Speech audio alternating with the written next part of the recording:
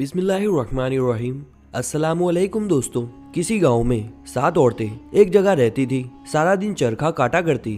जब उनके पास बहुत सूत इकट्ठा हो गया तो सबने सलाह की कि इसको शहर ले जाकर बेच देंगी, मगर पर्दानशी औरतें थी, दिन के वक्त नहीं निकलती थी। एक दिन रात को चादरें ओढ़कर सूत की गठरियां सरों पर रखकर घरों से निकली। शहर पहुंचते पहुंचते रात के 12 बज गए। गश्त के सिपाही पहरा दे रहे थे। उन्होंने जब देखा कि 7 औरतें सरों पर गठरियां रखकर चली आ रही हैं, वो समझे चोर हैं। दूर से ललकारा, कौन हो तुम और कहाँ चली आ रही हो? ये औरतें डर गई। कोई ने जवाब नहीं दिया। सिपाही ने करीब आकर पूछा, बोलती क्यों नहीं? ये तुम्हारे सरों पर किस चीज की गठरियां हैं? एक औरत ने डरते डरते जवाब दिया, भाई ये सूत है, हम शहर में बेचने जा रही है। सिपाही ने डांट कर कहा, हमें बेवकूफ बना रही हो? रात के 12 बजे कौन सा बाजार खुला है जो तुम सूत बेचने जा रही हो? जरूर कहीं से चोरी करके आ रही हो। चलो मेरे साथ थाने। ये सातों हाथ जोड़ने लगी, उसकी मिन्नतें करने लगी, लेकिन उसने एक ना सुनी और उन्हें अपने साथ ले गया। थाने पहुंचकर सिपाही ने दरोगा जी से उनकी शिकायत की।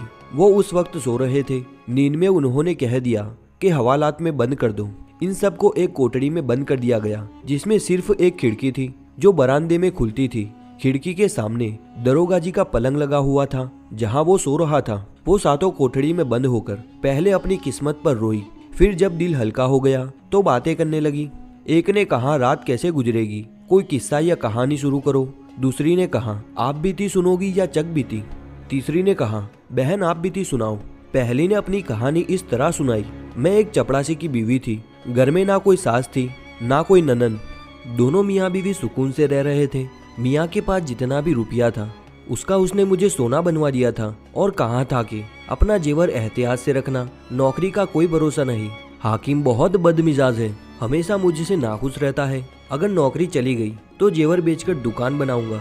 मैंने उन्हें इत्मीनान दिलाया कि मैं सारा जेवर संदूक में रखती हूँ और संदूक को ताला लगाकर चाबी अपने पास रखती हूँ। मैं सारा दिन घर में बेजार हो जाती। मैंने शौहर से कहकर एक बकरी ले ली और उसका नाम बद्दू रखा। मैं बद्दू से अपना दिल बहला लेती। मियाँ नाश्ता करके दफ्तर चले जाते और दोपहर का खाना खाने घर आते। एक दिन मियाँ को आने में देर हो गई और मैं इंतजार करते करते थक गई। मुझे बहुत भूख लगी थी। मैं हमेशा पहले शौहर को खाना खिलाती, लेकिन उस दिन मेरे शौहर को आने में बहुत देर हो गई। मैंने एक तरकीब सोची कि बद्दू के जरिए खाना अपने शौहर को भिजवा देती हूँ। मैंने बद्दू से पूछा, क्या तुम खाना ले जाओगी? उसने गर्दन हिलाकर हाँ कहा। मैंने खुशी खुशी उसके बालों में चमेली का तेल लगाकर कंघी की और अपना सारा जेवर पहना दिया। यकीन मानो बहन, वो बहुत प्यारी लग रही थी। फिर मैंने एक उजले दस्तरखान में खाना बांधा और उसकी गर्दन में लटका दिया। मैंने उस पर अपना भारी दुपट्टा ओढ़ा दिया और उसे दरवाजे से बाहर निकाल दिया। फिर मैंने खाना खाया और बर्तन धोए। फिर अपने पलंग पर लेटी ही थी कि मियाँ घबराए हुए आए और आते ही कहा, बीवी जल्दी खाना दो। मैं हंसने लगी और कहा, मेरे साथ मजाक ना करे कि आपका खाना आप तक नहीं पहुँचा। शौहर ने पूछा, मेरा खाना कौन लेकर गया? मैंने कहा, अपना ही आदमी लेकर गया है। शौहर ने तेज आवाज से पूछा, अपना आदमी? कौन अपना आदमी? उसने कहा, तुम बद्दू को नहीं जानते? तुमने उस जानवर को खाना लेकर भेज दिया। मैंने उसे इंसान बनाकर भेजा है। शौहर ने कहा, वो कैसे? उसने कहा, मैंने अपना सारा जेवर पहनाकर और अपना दुपट्टा ओढ़ाकर भेजा ताकि जब तुम्हारी कचहरी में पहुंचे तो तुम्हारी शान में इजाफा हो। शौहर ने जब ये किस्सा सुना तो सर पीट दिया और फौरन गली में भागा। उसने हर एक से बद्दू का पता पूछा। जो भी सुनता हंस देता। आखिर वो कचहरी तक पहुंच गया, लेकिन बद्दू का कुछ पता नहीं चल सका। उसने घर आकर मुझे बाजू से पकड़कर घर से बाहर निकाल दिया कि ऐसी औरत की मेरे घर में कोई जगह नहीं। भला तुम ही बताओ, ये कोई बात हुई? बहन, मेरे मियाँ काफी पैसे वाले थे। वो तिजारत करते थे। 6 महीने घर पर रहते और 6 महीने बाहर। मेरी शादी को 1 ही महीना गुजरा कि मियाँ को परदेश जाना पड़ा। मेरी तन्हाई के डर से उसने मेरी माँ को बुलवा लिया। उसने सारा साल का सौदा घर में रखवा दिया और कुछ ऊपर पैसे भी दिए। इसके अलावा 20 रुपये ईद उल फित्र के, 20 सबराती के, 20 मुहर्रम के और 20 बकरा ईदू के दे गए। जब वो चले गए मैंने अम्मा से कहा, अम्मा, मियाँ जिन जिन के पैसे दे गए हैं क्यों ना उन्हें आज ही दे दूं? अम्मा ने कहा, क्यों नहीं बेटा। मैं गली में खड़ी हो गई। थोड़ी देर बाद वहाँ से एक आदमी गुजरा। मैंने उससे पूछा, क्या तुम सबराती हो? उसने कहा, आपको सबराती से क्या काम है? मैंने कहा, मेरे शौहर उसके लिए पैसे दे गए हैं, वही उसे देने हैं। उसने कहा, हाँ मैं ही सबराती हूँ, वो पैसे मुझे दे दो। मैंने उसे 20 रुपये दे दिए। मैं गली में खड़ी रही। कुछ देर बाद एक आदमी नजर आया। मैंने उससे पूछा, क्या तुम ईदू हो? उसने कहा, हाँ। मैंने उसे भी 20 रुपये दे दिए। उसी तरह एक और आदमी नजर आया। तुम रमजान हो? उसने कहा हाँ। तो मैंने उसे भी 20 रुपये दे दिए। इसी तरह बकरा ईदू के पैसे भी दे दिए। हम माँ बेटी बहुत खुश हो गए कि आज सबका कर्ज उतर गया। मेरे घर में बहुत सारा सामान मौजूद था, इसीलिए मैंने मोहल्ले के लोगों से कहा अगर किसी को सौदा चाहिए हो तो ले जाया करे। जिसको जो चाहिए होता वो ले जाता। महल्ले की औरतें मेरे जेवर और कपड़े भी उधार ले जाती और फिर वापस कर जाती। इस तरह कुछ ही दिनों में सारा सामान खत्म हो गया और बात फाकों तक आ गई। मैंने अपने शौहर को तार भेजा, अगर मुझे जिंदा देखना चाहते हो तो जल्दी वापस आ जाओ। शौहर अगले ही दिन वापस आ गया और पूछा क्या कोई चोरी हो गई है? इतना सामान और पैसे कहाँ गए? मैंने कहा आप जिस जिसके पैसे दे गए थे मैंने उसको दे दिए। मैंने खर्चे के पैसे साथ वाली औरत को उधार दे दिए क्योंकि उसको जरूरत थी और मोहल्ले के लोगों को खाने पीने की चीजें चाहिए थी, मैंने उनको भी बांट दी। बस ये सुनना था कि उसने मुझे हाथ पकड़कर घर से निकाल दिया। बहन भला ये कोई बात हुई जिस पर मुझे घर से निकाल दिया? ये सुनकर तीसरी बेवकूफ औरत बोली मेरे मियाँ दफ्तर में नौकर थे, अल्लाह का दिया हुआ सब कुछ था, आराम से जिंदगी गुजर रही थी। मेरी शादी को 3 ही माह हुए थे। मेरे पकाए गए सब खानों में मेरे शौहर को हरीरा बहुत पसंद था। मैं जब भी पकाती मेरा शौहर कहता तुम बहुत थोड़ा पकाती हो, मेरा पेट नहीं भरता, किसी दिन बहुत सा बनाओ। ये बात बार बार सुनकर मैंने एक तरकीब सोची। एक दिन शौहर जब दफ्तर गए तो मैंने हमसाये को कहकर उसके शौहर से सूजी, शक्कर और सारा सामान मंगवाया। घर में एक कुआं था, मैंने सूजी, शक्कर और सारा सामान उसमें डाल दिया और 5 लेकर हलाने लगी। थोड़ी देर में चखा तो फीका था। मेरे पास पैसे नहीं थे, मैंने अपने हाथों के कड़े बेचकर और सामान मंगवा लिया। हमने सारा सामान कुएं में डाल दिया लेकिन फिर भी वो फीका था। मैंने तंग आकर अपना सारा जेवर हमसाये को दिया और कहा इसे भी बेचकर और सामान लाओ। उसने ऐसा ही किया। मैंने फिर से सारा सामान कुएं में डाल दिया। अब की बार हरीरा भी गाढ़ा हो गया लेकिन हरीरा फीका था। मैंने हमसाये से पूछा अब क्या करूं? उसने कहा घर रहन पर रखवा के और सामान मंगवा लो। मैंने कहा ठीक है, ये काम भी तुम कर दो। उसके शौहर ने घर रहन पर रखवा के सामान ला दिया। अब की बार सामान डाला और हिलाया, फिर चखा तो अब हरीरा मीठा था। मैंने शुक्र अदा किया। थोड़ी देर बाद शौहर आ गया। उसने आते ही खाना मांगा। मैंने कहा आज मैं खाना नहीं बना सकी, मुझे वक्त ही नहीं मिला। शौहर ने कहा ऐसा क्यों? मैंने कहा आज मैंने इतना हरीरा बनाया है कि आप खुश हो जाएंगे। उसने कहा अच्छा जल्दी से ला दो। मैंने कुएं में डोल डाला और डोल भरकर हरीरा बाहर निकाला। मैंने जबरदस्ती 1 चम्मच शौहर के मुंह में दिया तो उसने कहा ये क्या कीचड़ मेरे मुंह में डाल दिया है। मुझे ये सुनकर बहुत गुस्सा आया और मैंने कहा मैंने इतनी मेहनत की है और अब आप इसको कीचड़ कह रहे हैं। मैंने आपके लिए कुआं भर के हरीरा बनाया है, अब सारी जिंदगी खाए तब भी खत्म नहीं होगा। मैंने शौहर को बताया कि मैंने जेवर बेचकर इतना सामान खरीदा।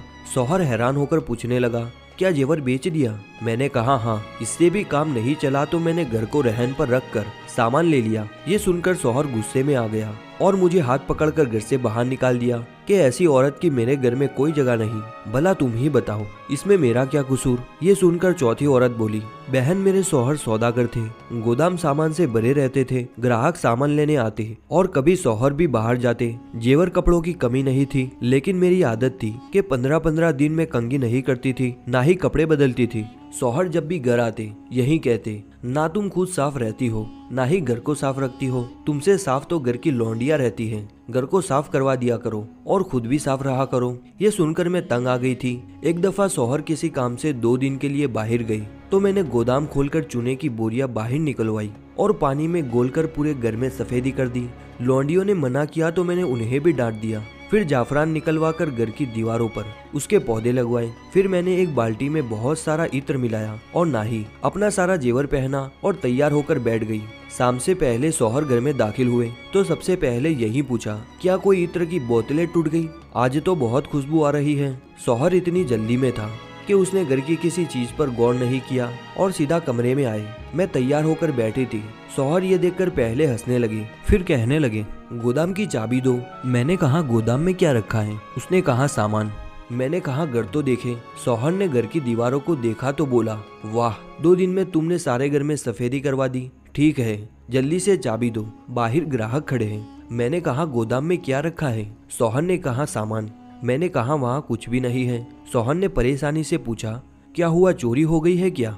मैंने कहा नहीं, चोरी क्यों होगी, मैंने सारा सामान चूने में मिलाकर घर की सफेदी करवाई है और जाफरान और गुलाब भी उसमें मिलवा दिया और खुद भी इत्र से नहाई हूँ।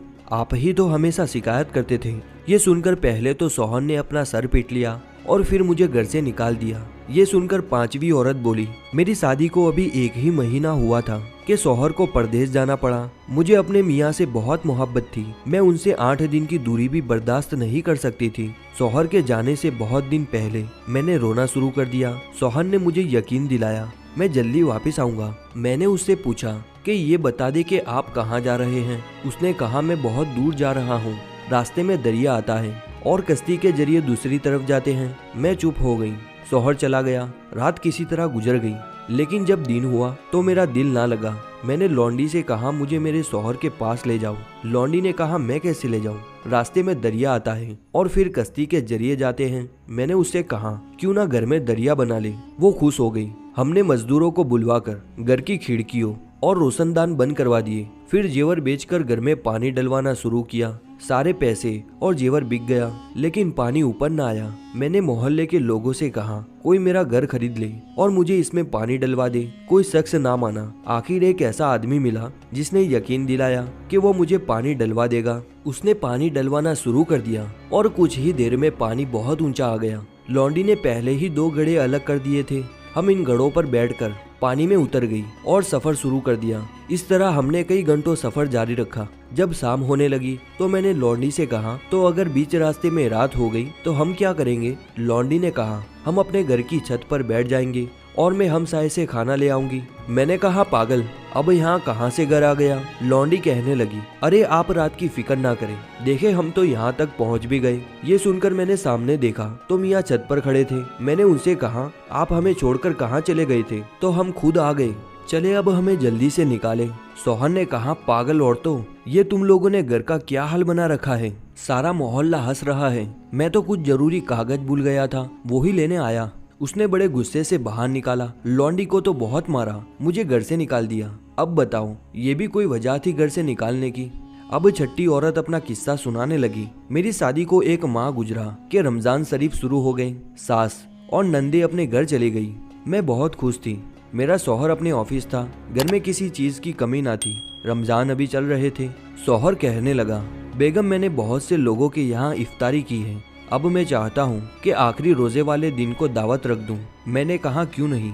शौहर ने कहा ठीक है, फिर आखिरी रोजे वाले दिन बावर्ची सब खाना बना देंगे, तुम बस निकलवा कर भेज देना। मैंने कहा आप बिल्कुल फिक्र ना करें, सब हो जाएगा। आखिरी रोजे वाले दिन मैंने सुबह से तैयारी शुरू कर दी। मुख्तलिफ किस्म के खाने बनवाए, बहुत से किस्म के शरबत तैयार किए, मजेदार खीर तैयार हुई। जब मेहमान आने लगे तो मैं छत पर बैठकर गिनने लगी। जब तादाद 40 से ज्यादा हुई तो मुझे बहुत गुस्सा आया कि आखिर एक बार बुलाने पर ये सब क्यों आ गए हैं। रोजा जब इफ्तार हुआ तो सबने मुख्तलिफ शरबत जी भरकर पिए। फिर खीर खाई गई। ऐसा लगता था जैसे उन्होंने पहली बार खाना देखा हो। आखिर नमाज का वक्त हुआ तो सब नमाज पढ़ने लगे। मैंने सोचा हर तरह के शरबत पीने और इफ्तारी के बाद मेहमानों की तबीयत खराब हो गई तो मेरे शौहर की बहुत बदनामी होगी। ये सोचकर मैंने सारे खाने छत से नीचे गिरा दिए और कुछ भी ना छोड़ा। नमाज के बाद मेरा शौहर मेरे पास आया और कहा जल्दी से खाना भिजवा दो। मैंने उसे सारी बात बताई कि इस डर के कि कहीं लोगों की तबीयत खराब ना हो जाए वरना आपकी बदनामी हो, मैंने सारा खाना फेंक दिया है। ये सुनना था कि मेरा शौहर सर पकड़कर बैठ गया और कहा बेवकूफ औरत, तुमने मेरी नाक कटवा दी। अब मेरे घर में तुम्हारी कोई जगह नहीं, निकल जाओ मेरे यहाँ से। 7वीं औरत ने कहा बहनों में अपने 3 भाइयों में सबसे बड़ी थी, लेकिन मेरे लिए कोई रिश्ता नहीं आ रहा था। मेरी छोटी बहनों की शादी हो गई थी। मेरी अम्मा बहुत परेशान रहती। एक दिन किसी का रिश्ता मेरे लिए आया तो उन्होंने तनख्वाह कम होने के बावजूद हाँ कर दी। अम्मा ने बहुत सा सामान मुझे दिया। पहले तो सब ठीक था, लेकिन महीने के बाद शौहर ने जब 50 रुपये देकर कहा इससे घर चलाना है तो मैं बहुत परेशान हुई। मैंने अम्मा के घर कभी इतने कम पैसों पर गुजारा नहीं किया था। मैंने एक हमसाये को अपना दोस्त बनाया और हर माह एक जेवर बेचकर गुजारा करती। इस तरह 1 साल गुजरा और सारा जेवर बिक गया। उन दिनों अम्मा की तबीयत खराब हो गई और मैं शौहर को लेकर अम्मा के पास गई। हमने बहुत कोशिश की लेकिन अम्मा की तबीयत ठीक ना हुई और अम्मा गुजर गई। मैंने शौहर से कहा, बड़ी होने के नाते अम्मा की सारी तदफीन मैं करूंगी। शौहर ने कहा, लेकिन मेरे पास पैसे नहीं। मैंने कहा, कर्ज ले ले। उसने कहा, मैं कर्ज कहाँ से दूंगा, तुम अम्मा की कोई भारी चीज उठा लो तो मैं ये काम कर सकता हूँ। मैंने कहा, ठीक है, तुम फिक्र ना करो। मैंने 2000 का कर्ज ले लिया और इस तरह शान व शौकत से सारा कुछ हो गया। सबने मेरे शौहर की बहुत तारीफ की। मैंने हिस्से में से कुछ भी ना लिया। मेरे शौहर हैरान थे, लेकिन मैंने उन्हें कहा, मैंने भारी चीज उठा ली है, आप फिक्र ना करें। रात को जब सो गए तो मैं शौहर को लेकर अम्मा के कमरे में गई और कहा, देखे मैंने क्या उठाया। शौहर ने पत्थर देखा और कहा, क्या इसके नीचे अशरफिया है? मैंने कहा, नहीं, वो यहाँ क्यों होगी, ये वो पत्थर है जिस पर बैठकर अम्मा नमाज पढ़ती थी। आप ही ने तो कहा था कि कोई भारी चीज उठाना। मुझे इससे ज्यादा भारी कोई चीज नहीं मिली। ये सुनना था कि मेरा शौहर सर पकड़कर बैठ गया, फिर मुझे पकड़कर जंगल में छोड़ गया ताकि सारी जिंदगी भटकती रहूं अपनी अपनी कहानियां सुनाकर। सारी औरतें अपनी अपनी गठड़ियों पर सर रखकर सो गई। सुबह हुई तो दरोगा साहब ने सिपाहियों को कहा, इन 7 औरतों को छोड़ दो, इनका सूद बेचकर उन्हें पैसे ला दो, क्योंकि वो इनकी सारी कहानियां सुन चुके थे और उन्हें यकीन हो चुका था ये दुनिया की सबसे बेवकूफ औरतें हैं। ऐसी ही वीडियोस के लिए हमारी चैनल को सब्सक्राइब करना ना भूलें।